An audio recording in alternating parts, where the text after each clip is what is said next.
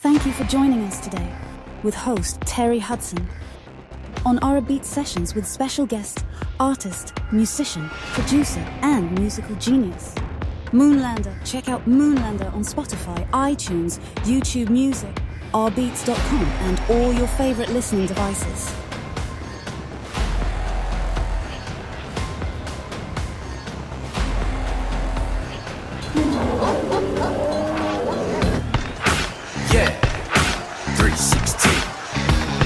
Got game and pulled out his own Atari. I said sorry, I'ma have to pass like Nash to Amari. Tiger up early on a Sunday, sinking birdies while the pigskin spinning through the air, tight and birdie. It's a TD, it's a TKO, a home run, it's a hat trick. Ain't no way to be an all-star without practice. So if you down to sacrifice your life for a draft pick, it's a pretty sweet position you can live in if you ask for them things in the air. If you got game, waving like you just don't care. If you got game, playing like you got no fit, and you got game. If you came in to win, yeah, you got game.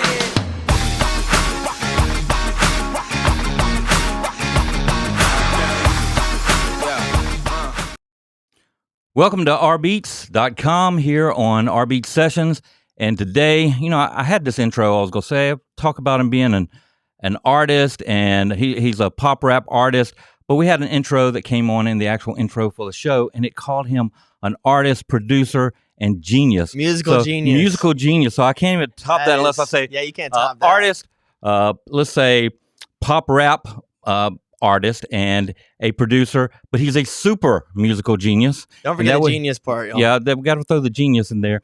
So as you know, we try to have people on the show that are either aspiring artists that are doing things great and they got their stuff going out there, or we try to find industry people that can actually inspire the aspiring artist. Today I have both, and this gentleman, he started when he was young. We'll talk about that. We'll get into his journey, but he followed it up, and he has some of the best follow-up that I've ever seen.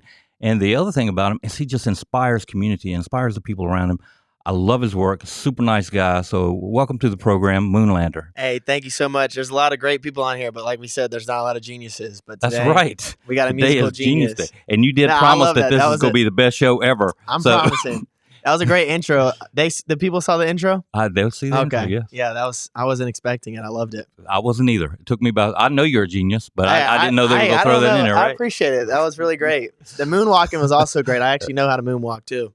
So it looked like it looked like it was me on there. I'm like, how'd y'all get that video of me in the living room? You know that? So we know where you are now. We're going to get into even more of that. You got an upcoming tour that we're going to talk about. That's pretty exciting. You're doing this very imaginative campaign with outdoor advertising. Outdoors. We're going to get into that here as well. But I want to know how this started, because I know that you started really young, about 8 years old. So how'd you get into this? So I started in the 8th grade.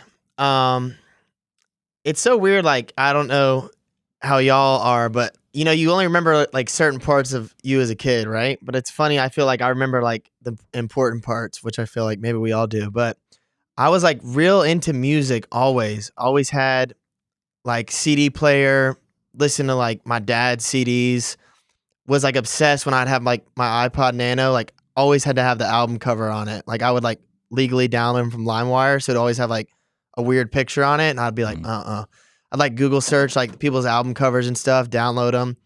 And I remember one song especially was Smack That, Akon and Eminem.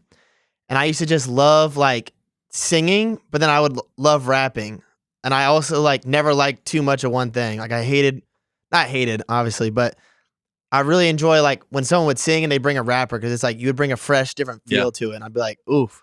A different And I remember one time I was singing in the shower. I used to always use my mom's shower because she had the master shower. So I would never use the shower I was supposed to use. So I'd always go in there. And one time I was singing and she was like, "You sound good, honey." And I was like, "Mom, shut up." No, I don't. That's just such a mom thing to tell you. And I was like, "Whatever, Mom."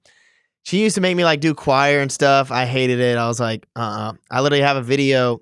We did a play at church and I was dressed as Buzz Lightyear singing the whole time, which kind of is I was already the Moon Man singing then. It kind of came back to full circle. But MoonLander and Jesus and Buzz Lightyear. You got a friend in me. Jesus and Buzz Lightyear.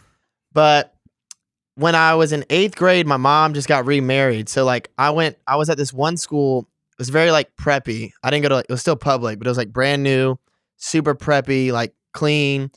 And then when she moved, I moved in with my pops because she was like, come move with me. And I was like, I'm not going to live in the mountains. Like, nah, my friends are here. So I moved in with my pops and like went from the opposite. It was like a school that's like 50 years old, like middle school, like gross, just like nasty, right? Whole different life. And got like friends. I met these friends, used to have them over all the time. One of them already made music like in 8th grade, and no one made music in 8th grade at the time, wasn't even, there was no social media yet. So the fact that this guy made music was like so cool. I remember there's a song called I Hate College by Asher Roth, and he like did a remix called I Hate Middle School. And like everyone in the school was like, so cool. Like, you're so cool. And I was like, I remember he made a cover like on Paint, like Windows Paint. And I was like, it is so cool. But if you look back at now, you'd be like, what? Yeah, but I mean, you're learning that people are taking those tools and doing something with it. So it's good to learn at a young age because it not only inspires your creativity, but it gives you some of the how-to logistics. For sure. And how it's working. And we would just hang as friends. Like we were just friends, me and him. And one night it was like towards Thanksgiving. I think it was like our Thanksgiving break. Me and my other friend, we would just make like funny videos. We always were making videos like for YouTube. But he was like, y'all wanna make a song? And he brought his mic over as like a $50 mic. And we remixed a Kanye West song and we called it Kids in the Park. And I remember I started rapping and I was like, well, what's my rap name gonna be? What's my rap name gonna be? And I was like, I'll be Lil Pickles. Because my name's like Dylan. So, Dill Pickles. Yeah. I was like, I'll be Lil Pickles. So like the first line was like, hey, what's up? It's Lil Pickles. And then something about like, I make the girls giggle or something was my next line. And we made the song and I was like, oh, I just loved it. I just wanted more of it. So I asked my pops for Christmas. I was like, can you get me a mic? So he got me like an $80 mic. And I remember there's this program called Audacity, which just looked like Dinosaur, like just like wave stuff. And I would just remix like every top song. I would just remix it. And then I just like fell in love with it. I was like, I love this so much. I thought I was so good. I was like, I'm so freaking good. Oh yeah, that passion is what gets you. I was like, I'm so good. Yeah. And I would show people, like people in my family, like immediately like would just like joke it and laugh about it. And then I went to high school, and that's when like it got bad because like high school is like a different beast. Like middle school is like no one really cares what you do, and then high school, I'm like this white rapper called Lil Pickles. Like it just real quick wasn't working out for me. So I had to do a project where like you watch a robot baby, and for the weekend you have to take care of this baby, like cries and stuff. I guess to teach you parenthood. And I wanted the baby to have a funny name, so I looked up worst baby names on Google, and my middle name's Houston. So like all my friends would like call me Houston. They'd be like, Houston, we have a problem, like NASA space. And on the worst baby names was Moonlander on that list. And I was like, that's my hippie era. I mean, that's my rap name.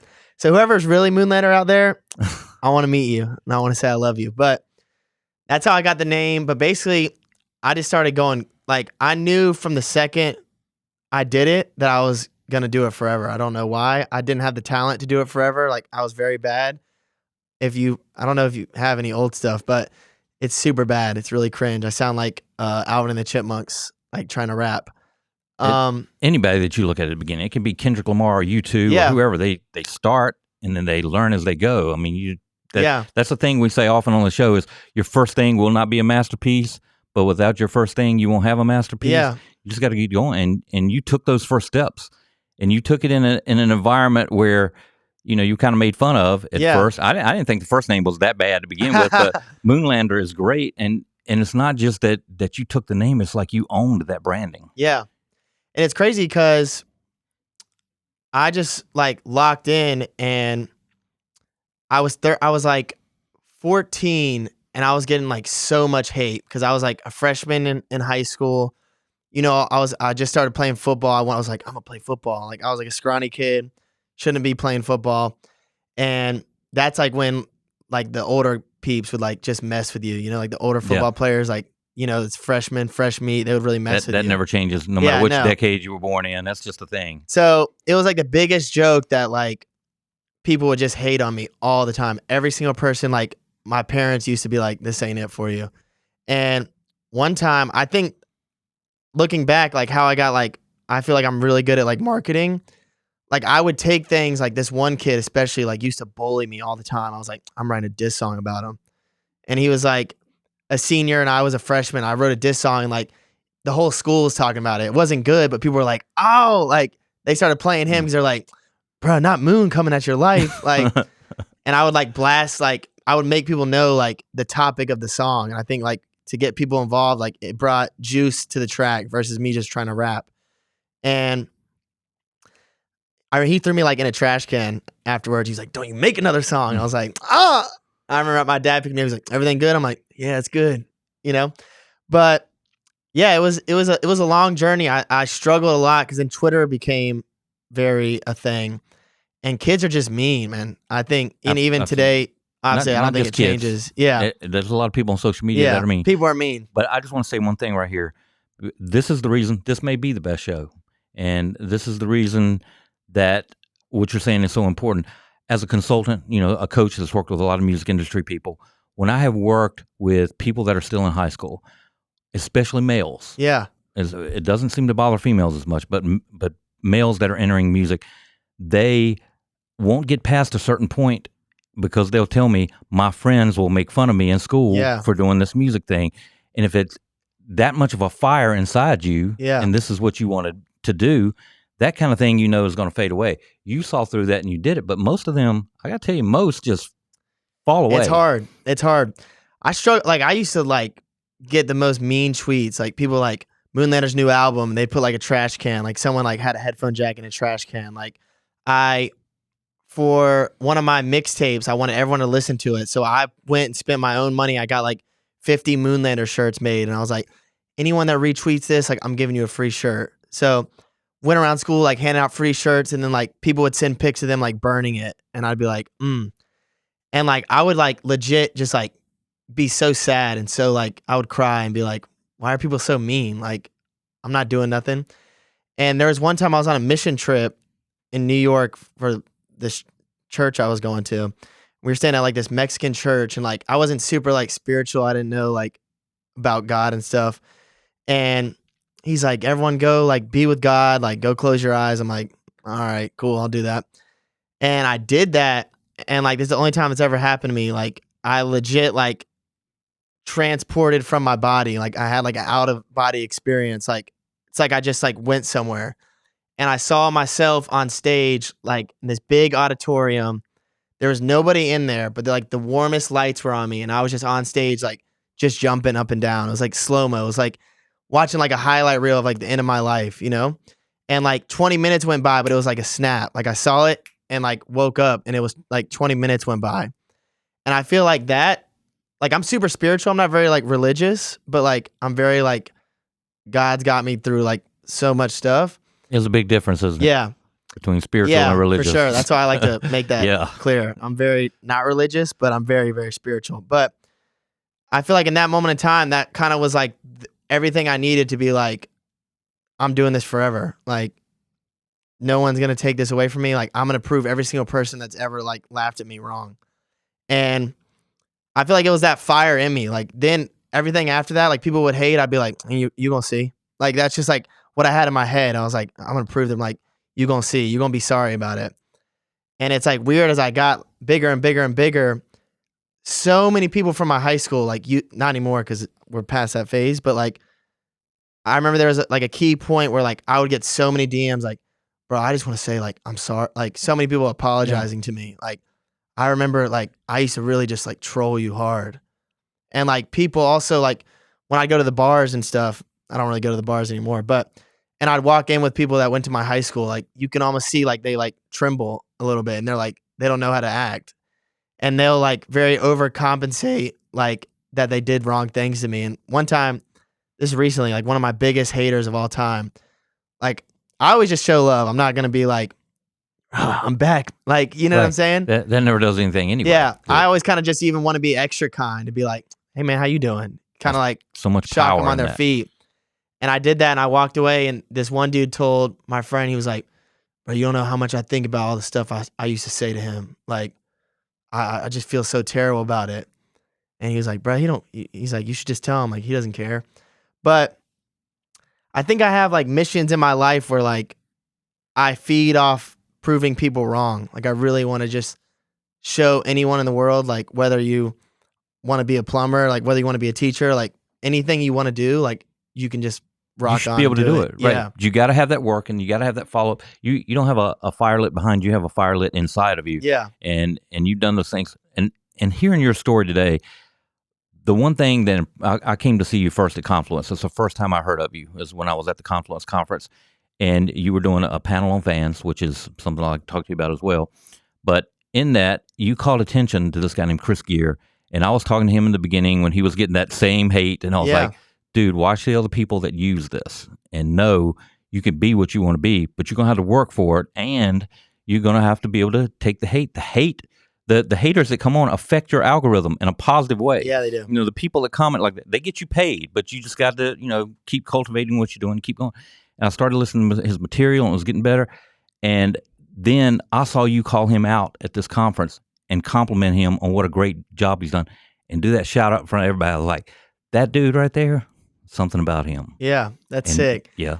I just like, that's one thing I love about Chris too. Like I was just talking to him last night. There's just some people, I don't need anything from anyone. I've learned like at the end of the day, when you rely on someone, like that's how you can get hurt, And not to say I like all my best friends have been helping me my whole life. Like there's people that have done so many things for me, but I don't need anyone that doesn't need me. And I don't care like to have a relationship with someone. Like I enjoy genuine relationships. And when I met Chris, I could just tell it was genuine. Like he's just so genuine, and there was nothing I needed from him.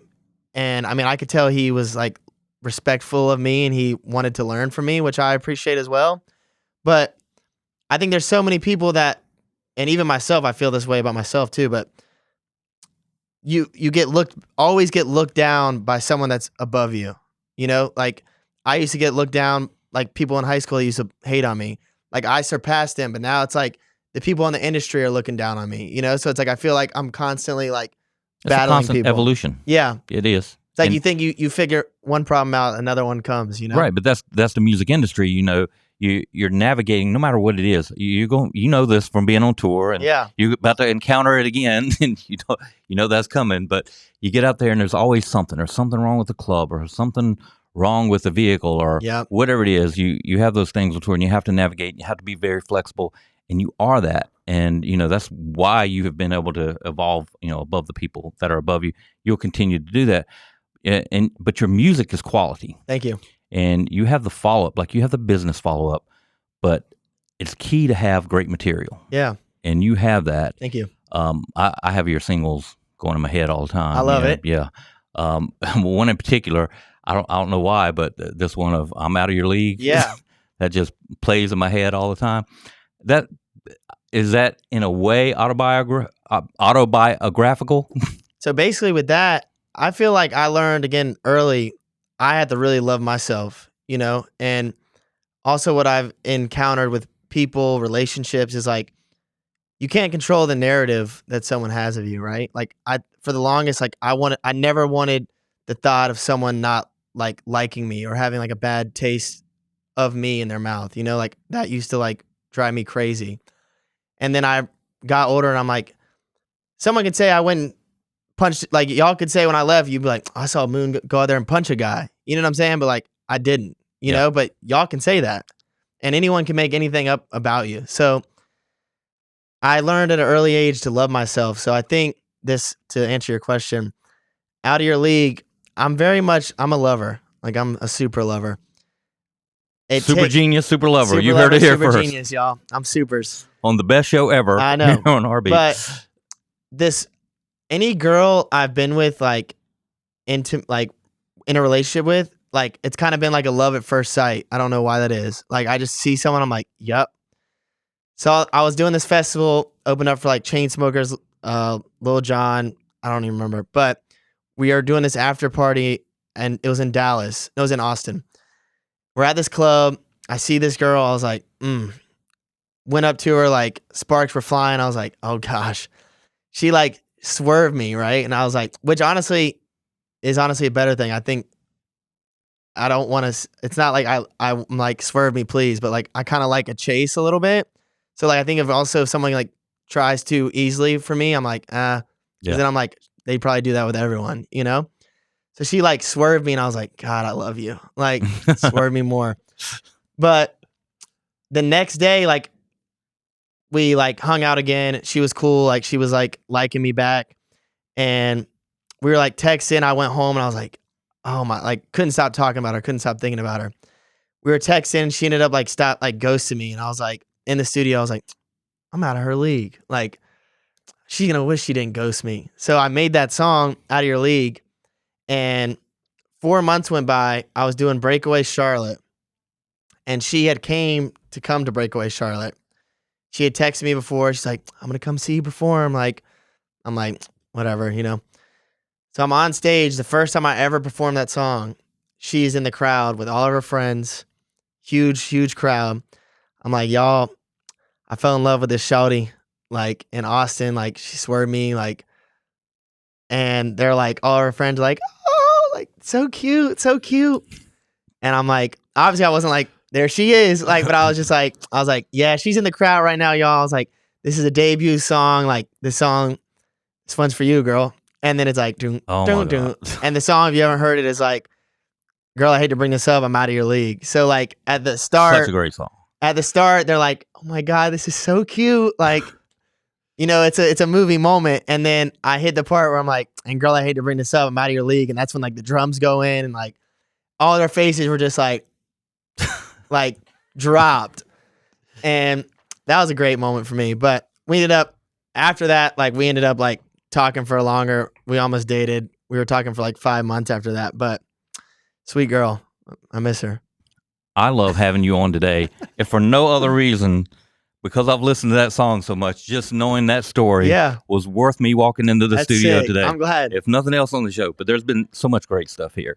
And when we're going to take a break in a moment. I'll get to that in a moment. And when we come back, we're going to talk about your tour and this outdoor advertising thing that we talked about. It. But I want to know one more thing. What single gets the most response, or maybe singles from what you have out right now?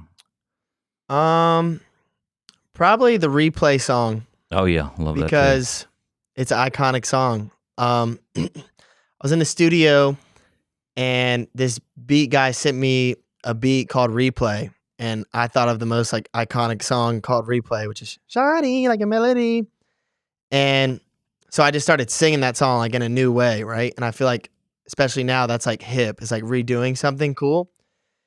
And at the time, like I used to see people that I would watch perform, like doing other people's songs, and I was like, it's kind of cringe. Like, y'all don't got anything that y'all make that's like good. They wouldn't like do a redo. They would just like basically sing the same song, like karaoke almost. So I made it, and I was like, all my friends are like, bro, this is sick. This is sick. And I was like, I don't want to put it out unless I can get the guy on the song with me, because also I feel like that's another story. So I DM Iaz, who makes the original song. I'm like, bro, I remade this song. Like, would love you on it. He's like, bro, I ain't even gonna lie to you. Like, you one of 200 people to have said that to me. Like, he's like, I'm gonna check it out, but I'm just letting you know, like, I probably won't do it. And I was like, okay. So like 2 weeks went by. Me and the boys were watching The Bachelor, you know, making some cupcakes and stuff. And I get a DM from Iaz, and it's like, ding, ding, ding, ding, ding. Like one text, 2 texts, 3 texts, 4 texts. He's like, bro, what? This is so hard. Like, bro, I'm getting on it. I'm doing it. And I was like, okay. So he ends up getting on it. And it's so weird. I remember like obviously there's moments I was like in my head, I'm like, this is my biggest song. This song is about to go. And I dropped it. I stayed up till midnight. I was dating this girl at the time. She was asleep. Like no one was around. I was like, I felt very like, it felt like this, like my peak, and no one was around. I was like by myself, like about to just look at like how many views it was about to get in the first like hour.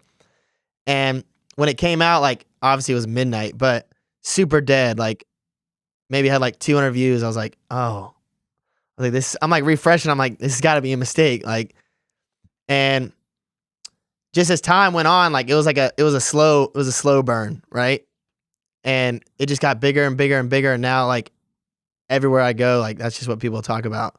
So shout out to Ayaz for getting on the song. Yeah. He blessed me with it. Collaborations can add to brand so well. It's so crazy. Like I remember listening to the song on the school bus in middle school, and it's like if I could go back, I almost wish I could like be like one day this will basically be like my song, because now I have the stamp of approval from the original guy.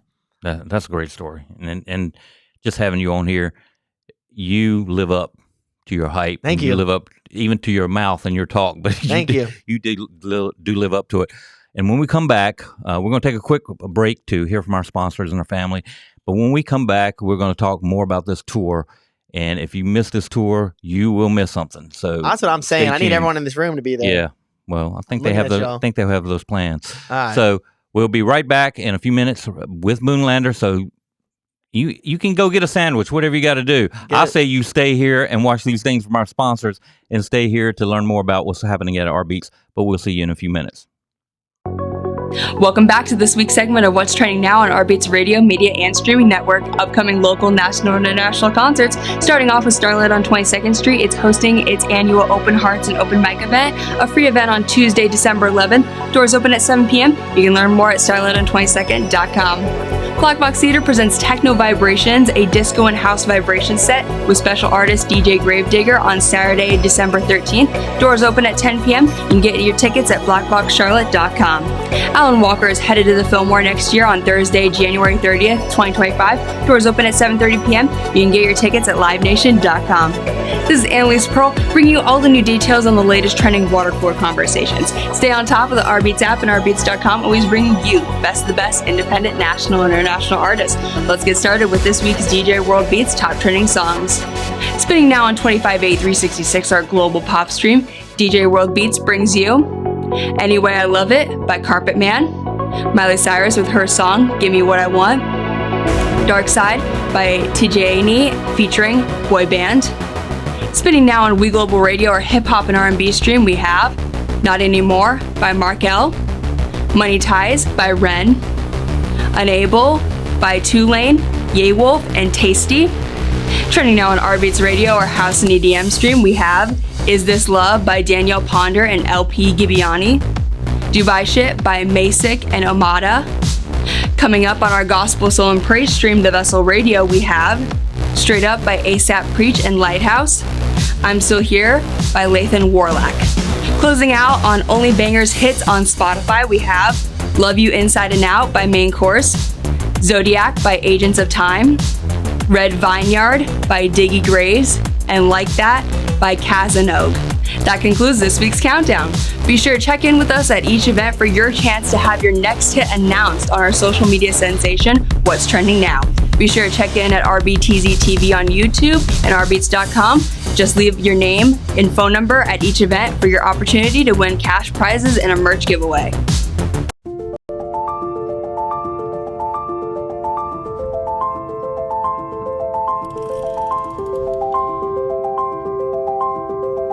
We're very honored to be here today and to form a partnership with Michael and bringing an American Hockey League team to Charlotte. We really feel that this is a huge step forward to the growth of hockey in North Carolina and in the South.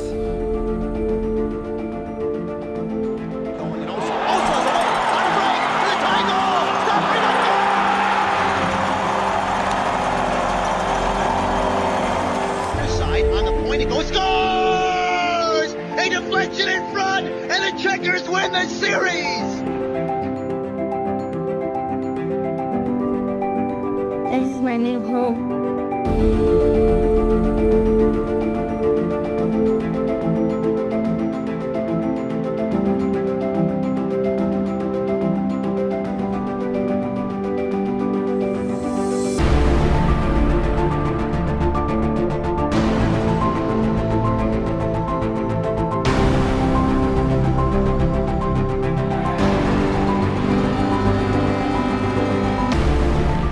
They score again. Sorla, it's the hat trick.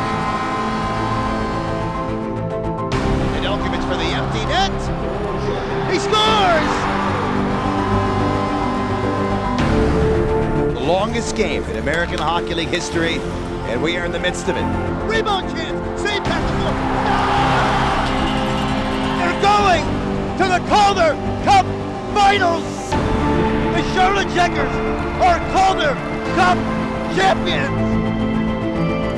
They are the kings of the American Hockey League. And there's no one left to beat. Lawrence can win the game. Fake shoots. It's been 590 days since the last hockey game in Charlotte, and the Checkers will don a new affiliate on their sweaters and a familiar face as their new captain.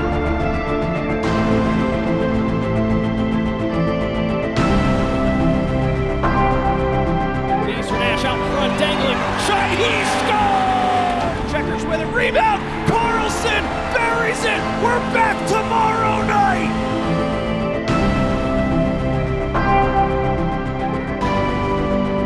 Right wing board, Samoskevich finds some ice shot, he scores! And the Checkers have their first lead of the Queen City Outdoor Classic.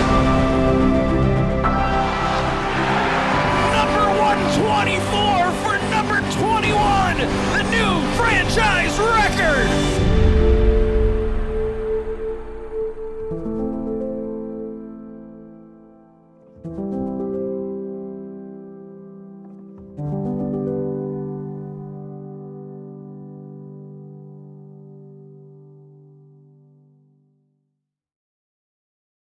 Welcome back. We're here in rBeatz Studio, and I have my very fun guest today, MoonLander, here, and we're going to talk about his tour coming up in a moment. But I found out something about him that I didn't know until recently, and that is he actually has a podcast. So let's talk about that. And also shout out to my friends listening. Shout out to Lil Big, Nick, and Colin real quick. But so I have a podcast. It's more than just a podcast. It's also just an experience. I really want when I make things and do things, I want to create an experience. So me and my roommate now, Depression, if y'all know who that is. We actually had him on the show. It was a great episode. Yeah. It was great. But shout out to Annalise. We were at my house and we're sitting in the fire. I have my own drink. We were drinking some of my drinks, the Lander lemonades. And we're just sitting around the fire, and we always just get like, I don't know, maybe it's just me and Depression thing, but like we also just like me and him, we get deep. Like we always just be. Sometimes we just need to shut up. We're like, bro, I'm gonna leave because we're gonna talk way too long. But we're out there on the fire, and we're just like getting deep about something, and then we both looked at each other. We're like, why isn't this being filmed? Like, yeah. Because also one thing, and we'll talk about the Confluence thing too, but like one thing he really pushed me this year was to be more involved with the city, because I think for a long time I kind of had a love-hate relationship with the city, because I was like, you would think at my time when I was coming up, I was like, the city's supposed to be the ones like rooting you on the most, but it was like the city that was the one bringing me down the most. It was like when I went to other cities, I was getting so much more love than where I'm from. But yeah, so we were back there and I was like, we should just make a podcast called Around the Fire, like where we legit sit around the fire. It seems like really that easy. So that's the makeup of the set? Yeah. So we created a set. We're also doing live performances. I don't know if y'all are familiar with On the Radar. It's like a music thing, but On the Radar only does music like performances. And when you see the room, it's like a green sign, you know, you're like, oh, they're on the Radar. So I'm big on like branding and stuff. I wanted you, when you see the set, you know immediately, like, oh, that's Around the Fire. When you see, there's a picture of it. Looks amazing. So basically, incredible set. It looks cool. Right now, we have a guy at my house right now building a tiki hut for my DJ, Little Big. Shout out to him. So we just invested like literally last night, like $4,000 into lighting. Like you're going to see there's 1 million trees behind there. We're lighting that up. We'll have the tiki hut. We just really want to create experience with the guests. Every guest we have, we make s'mores when we talk to them. It's like part of the thing. You have to have a s'more. Some dude, I took his s'more virginity. He said he's never had one. I was like, that sounds sad, but we had a great time. But yeah, Around the Fire. The episodes now, we just dropped the Chris Gear episode. We had Chris on, and it's cool because like right now the ones you're seeing are like super old. So like even the ones you see don't have like that set yet. It's just us sitting in the fire. It doesn't have the cool stuff. But now coming every episode, we have a Nella coming up and Ruben Vincent. So it's pretty sick. It's gonna be, I think it's gonna be pretty big. Do you have any plans to tie this in with when you're touring and things like that? So this is a secret to my friends listening. I'm gonna put it out. But so keep it here. No, this is a big secret. I probably won't say anything after this. But right now I am creating a music festival. Right? It's gonna be called Moonfest. And it's not gonna be like a festival like at a brewery. Like it's gonna be like a humongous like love and lifestyle music festival, like Post Malone on it. Like I don't have nothing set in stone yet, but it's just gonna be A-list peeps. It's gonna be humongous. We're gonna do that. That's gonna be something I want to shock the world with. I just want to show like so many times I'm like, I want to be on that music festival. I want to be on a music festival. I'm like, I'm just gonna make my own. So that's gonna be the story behind it. I'll have some billboards for it. But yeah.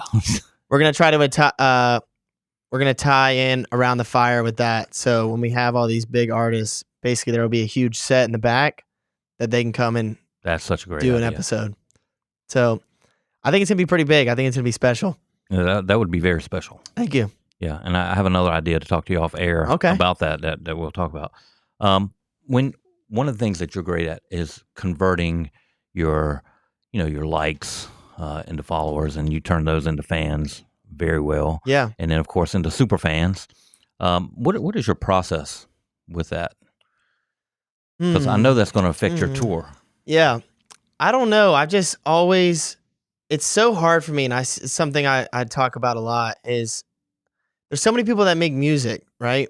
And so many people, us as artists, we're not taught how to be an artist, right? I think we look, like I think I said this at the Confluence, but I think we look at artists that are already big, right? And we feel like we need to match that energy, and we need to act like, oh, we're too cool. Like we can't speak to you, and I don't check my DMs. Like, I've never liked that concept. You know what I'm saying? Never understood it at all. And even like people that I talk to, like they won't text back. Like, and I'm like, we're all human. Yeah. You know what I'm saying? There's no reason my level of status doesn't mean that you can't talk with me. And I think that's cool. Like the Chris Gear situation, like I feel like he's starting A and I'm up here. Like, but there's no like I love him and I want to even talk to him more because of that, And I just noticed a lot of artists, they try to act too hard. And I think that to me kills a fan, right? So many people, like even people I've DM'd to be like, bro, you're hard, like love your stuff, won't even open it. I'm like, y'all don't get, y'all seeing the message. So to me, that's just saying like, you're not cool. Like you're not fun. Like anyone that's ever going out of their way to say something nice immediately should be, thank you so much. Like, and you should be going out of your way as a growing artist to do that. Right. And fellow artists, also, your fans. I mean, they're the ones that lift you up. You don't lift them up at first. They're lifting you up. So you should be pulling them up. And I've always wanted to, and obviously there will be a point in my life and career like where you can't talk to everyone, right? Obviously that's also a mental health challenge. But I think as a growing, wanting to be something bigger, the people that are with you right now are the people that matter the most and the ones you should be really on top of. So I've always wanted my fans to feel like they were my friend. I want them to feel like they can joke with me and they can say things to me and they can message me and not to say, again, I get messaged all the time, but it's not my job to obviously be like, hey, how you doing? Hey, Sally. Hey, Julie, what are you walking your dog today? Like, that's not my job either. But if someone's saying something nice or someone's asking like a genuine question, like I'm going to answer and I'm also going to be nice back. I feel like I'm still the 13-year-old kid that used to dream. I remember I would see like mega Justin Bieber fans and I would be like, I can't wait till I have that. Like, and I remember the first time I ever had that, some girl like had a Moonlander necklace and got a Moonlander tattoo. And I was like, whoa. Yeah. And it's so, I think I talked about this on my pod, but sometimes like people obviously see you a certain way, but don't know like you see them a certain way too. Like when that number one fan, like she saw me as a guy that just got off a huge stage, like at a festival. But like, to me, I saw her as the first person to really be my super fan. So like, she was excited to meet me. I was excited to meet her. Like, I was just She's as in excited. your story. Yeah. Like in my heart, I'm like, oh my God. Yeah, Like, it's so important. That's one thing that I was showing my wife. She's a public figure as well. It's like when you're on stage, people are looking at you. When you get off stage, the conversations that you're having with them, you're having conversations with thousands of people, whatever. But they remember everything about the conversation that they had with you. So don't act, it's not an act, but just remember them. If you can't remember them, don't be fake about it, but don't let them think that you don't remember them, out of these thousands of people. That's a very important interaction. That's something me and my friends talked about. One time I was little in my head. I had some ego in me at the time, but there was like, we had this show and it was like the worst show. Like we were like, hands up. And people were like, nah, like, and so normally after every show, like I meet with people and I was like, I don't even want to go. I don't even want to meet. And my friends were like, give me a hard time, as they should. Shout out to them. But the people meeting you, like they only get the 3 minutes and they live that 3 minutes they'll live with forever, right? Like that's 3 minutes to them, but that's how they remember you forever. So the 3 minutes that they have, like, yeah, I'm meeting 100 people a night, but to me, it's maybe not as like, it's so hard for me to remember names. Like that's one thing I'm really bad at. I'll meet people and then I'll see them again, like on tour. I'll be like, what's your name? And I'll be like, girl, I already know. Like, also I only see people. How have you been? Yeah. It's just something as simple as that. They may even tell you their name again, but it can't be. No, I don't remember. It's just like, how have you been? Yeah. Like, it's hard too because on Instagram, then? you only see someone's picture that's this big. Yeah. You know what I'm saying? So like, I'll be like, what's up? And then they're like, it's me, like Dragon Hunter 345. And I'm like, oh, Dragon Hunter? Like, I didn't even know that's what you looked like. But like, I would know Dragon Hunter. We text all the time, But I think it's super important. I've just always I don't want to act too cool. I don't want to act like we can't talk and we can't, like, if you love me, I love you right back, Such a great attitude. Let's talk about the tour. Let's do it. So how many dates you have on this December tour? We have 10. And then not on the tour, I'm doing the QC Nerve Best in the Nest. Oh, that's coming up. Yeah. Yeah. So Friday's show is in Charlotte on the 6th. And then on the 7th is another Charlotte show, the Queen City one. So technically the whole thing will be like 11, but only 10 that I booked for myself. Okay. But yeah, I was gonna do. I try to give myself goals every year, and this year I wanted to have my own headlining tour. I just wanted to do it, and we were supposed to do it in March, and then I got a call to be on this tour with a guy named Skizzy Mars.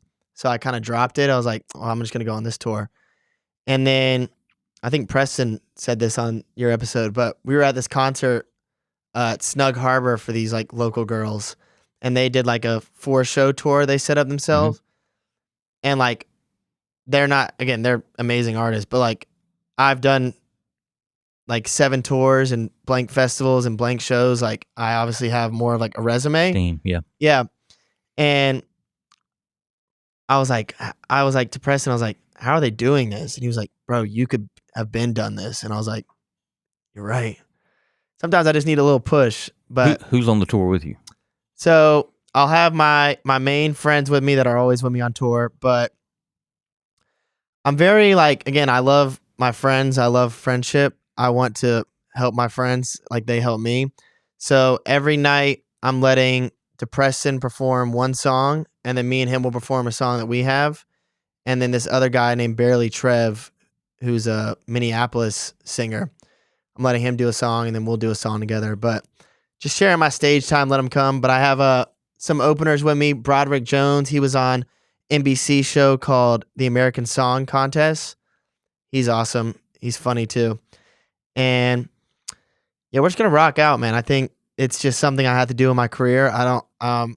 This year I've kind of created zero expectations on anything I do, because when you provide expectations, I feel like that's when you get sad at the result, So I'm going in there.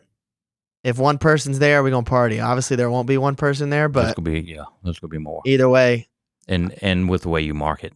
But what experience have you gained from other tours? Because you're talking about the Chainsmokers. Yeah. You had opened for them. You did the tour, you said, with Skizzy Mars.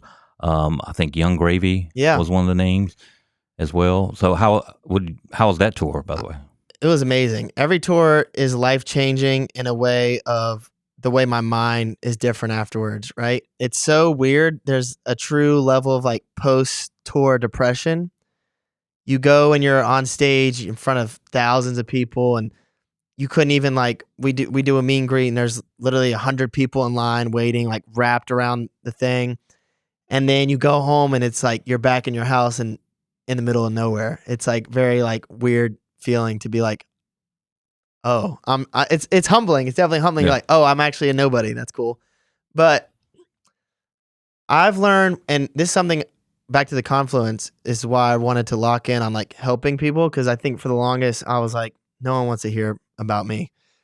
But as I see a lot of artists on the come up, they don't know like tour etiquette and even artist etiquette on how to act. I think a lot of people I've seen, they walk in, they think the show's for them, you know? Right. Even like people that are opening for me, they come in, they're like, when's my sound check? And it's like when you learn, when you're actually doing stuff with like top level artists, like you're in a nice way, like dirt. Like I'm dirt, you know? Like if they say you're not getting a sound check, I'm not getting a sound check. I'm not gonna be like, nah, y'all owe me a sound check. Like they would just like be like, all right, bye.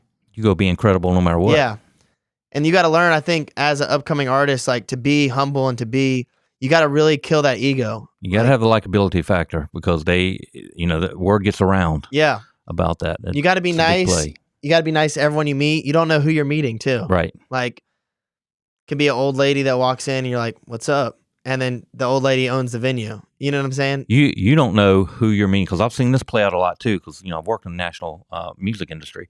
But you don't know the person that you're being rough to right now, who they become in 2 years. Exactly. And I think that's that like does come home to haunt my you. life story right there. Yeah, that comes home to haunt you. Yeah, you're a great example of that. And on the tour, touring has gotten so expensive. Yeah. That the people that win are able to scale the tour down to a certain degree, and also make it incredible. Yeah. And those are obviously the ones that win because you have affordable tickets, you have an affordable tour, you have affordable routing, that you're getting to these places.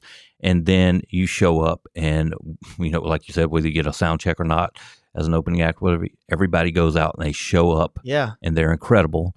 And they know how a real show works. And then people come back. They can't wait to come back, the next time. Yeah. So how do you fit that into what you're doing here?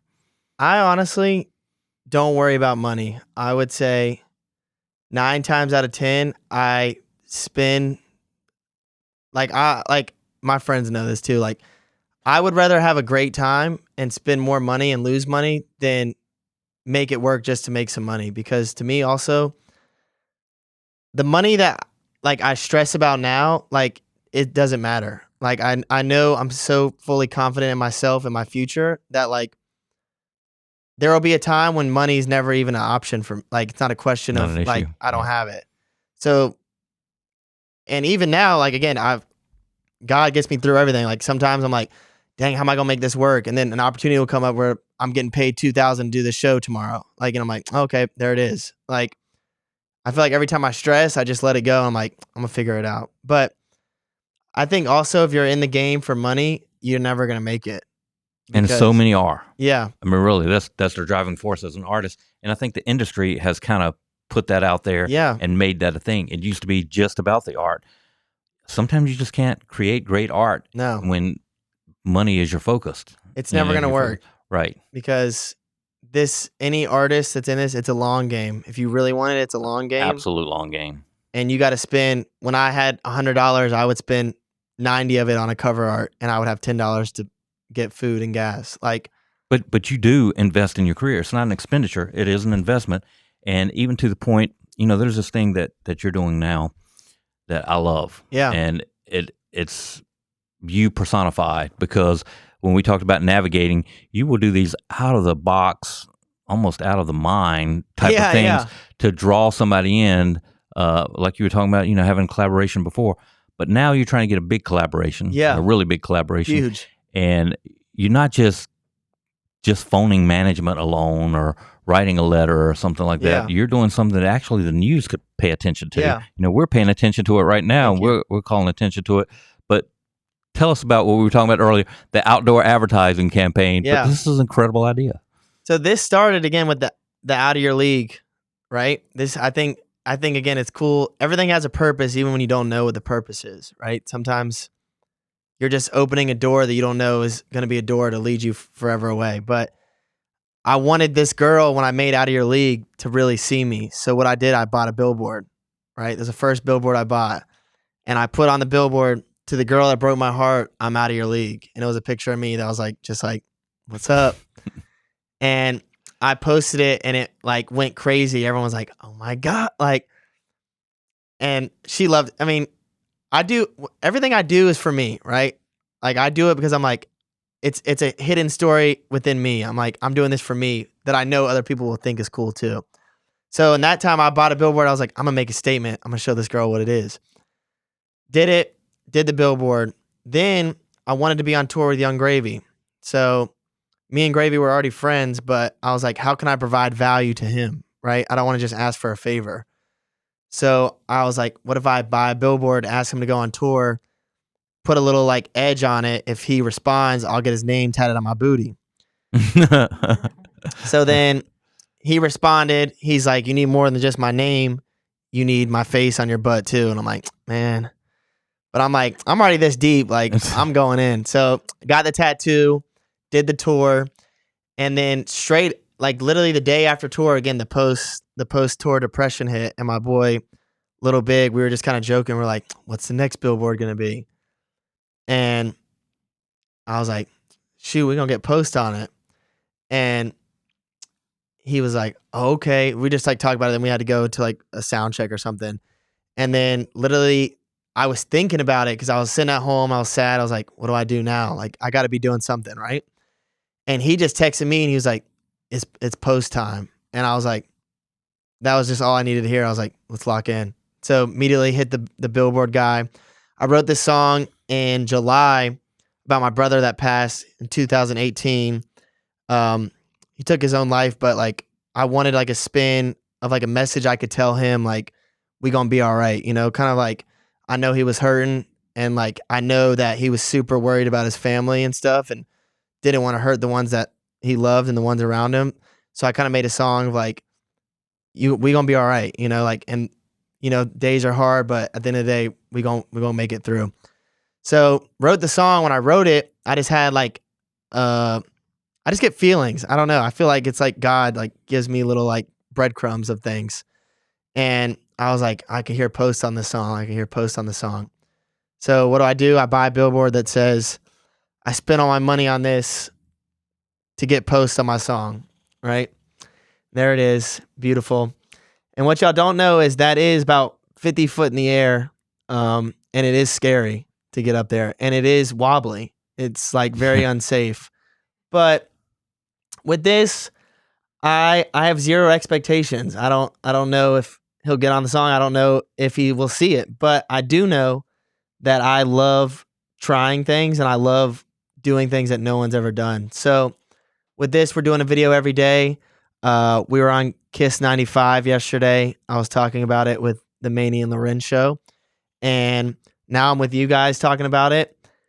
Yeah, it's sick. I don't know. I have zero outcome, but we shooting for the stars with it. Yeah, at the least goal is for him seeing it. Yeah, for sure. You know, you can't control anything other than that, but you can get to people that can make sure he sees it for sure. And again, I think everything's just part of the journey. I think for the longest I would get upset with myself of like, why am I not bigger? Why am I not this? But it's like, I think, and like you've said, I feel like I'm really becoming someone that someone can look up to. And that's exactly what I want to be. So if this is just another thing and part of my journey where it's like, this man tried 20 different things. Like one time I did a TikTok campaign where every single day for 30 days, I hopped on a flight and traveled somewhere that my fans told me to go to. That's right. That was you. Yeah. Yeah. I saw all that stuff. That's sick. Yeah. I forgot that. I went to Paris for 2 hours. You had like a friend that worked for airline or something. Yeah, exactly. Yeah. Yeah. That's really cool. So let's say that there are people out there that, not only other influencers, but just people in general that want to go take a picture of that billboard. Where will they find it? It is, I'll say the address. Let me see. It is. And if we can post that address too. We will. It's funny, actually. This will be another video that's coming out. But the billboard company, apparently I've been going viral in the office. So they hit me and they were like, please do not climb up there anymore. I'm like, well, sorry about it. But 5227 South Main Street in Salisbury, North Carolina. So it's kind of a stretch from here. Well, we're not just heard in Charlotte. So. Yeah. Sick. And if you have those pictures, pass them around. I mean, this is something that we should help him with. Please. That's the power of media, is being able to get the word out like that. So I think 30 days, something's going to pop. And I think what's cool about the internet is once you create a memory in a moment, it's hard. Like if it goes super big, it would almost be like not cool for him not to do it. It's like there'd be so many people like do it. And I think he's a genuine guy. And I think he would do it. And you're a genuine guy. So here's the deal. With anybody that I know in the music industry that I've sent this show to, anybody that I know that's connected with it at all, this guy is the genuine deal. I mean, he's not just a super nice guy. A lot of super nice guys, but he's direct with his questions. He's not afraid to ask. Yeah. And this is a call to action. So let's see what we can make happen. Let's make it happen, y'all. If you're listening, go tag Post Malone on the post. And so where do they find you? It's at MoonLander on basically everything. Just at MoonLander. And hit him up on every streaming platform. This guy's music should be in your headphones. We drop a song every week. I'm dropping a song every week until I break a Guinness World Records for the most songs dropped every week. So and there's this go big or go home kind of thing. This guy has no plans of going home. He's burning the ships. I know. Sometimes it's like maybe I should go home, but no, we can't yet. No, you're not even remotely where you're going to be. So thank you. And you know what? I got to say, you lived up to it, dude. So hey, I appreciate it. I want to have you on again, and maybe anytime. We'll have a couple other guests. But I'm rooting for you, and anything I can do, I'll be thinking about this. Thank you so much. I would love to help you. But thank you so much for coming and being on the show. That's cool how it all started from the Confluence. Yeah. Shout out to Confluence. Yeah, man. and it started because you did answer your DMs. Yeah. And, we made this happen, and you followed up, and I appreciate it. You're the very man, much. Terry. I appreciate it. Very Shout out to Wendy. I hope she's listening. Yes. The visionary. And once again, it's great to have the sheriff in here with us and her deputy. We'll talk more about that on another episode. But thank you for tuning in. We appreciate it so much, you coming and watching the shows. When you go to rBeatz.com, you're on it right now. You can go see other shows in our archive section with Greasy Keys, with Annalise Pearl, with Jen Busco.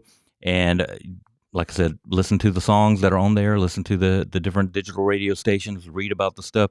Keep up with the people that we've had on the shows. And like MoonLander here today. And as always, much love. Man. Yeah. And we'll see you next time. Thanks a lot. Love y'all. Banger. Thank you for joining us today with host Terry Hudson on rBeatz Sessions with special guest, artist, musician, producer, and musical genius. MoonLander. Check out MoonLander on Spotify, iTunes, YouTube Music, rBeatz.com, and all your favorite listening devices.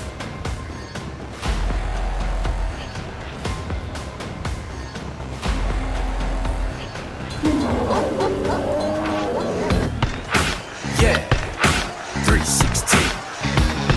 Got game and pulled out his own Atari. I said sorry, I'ma have to pass like Nash to Amari.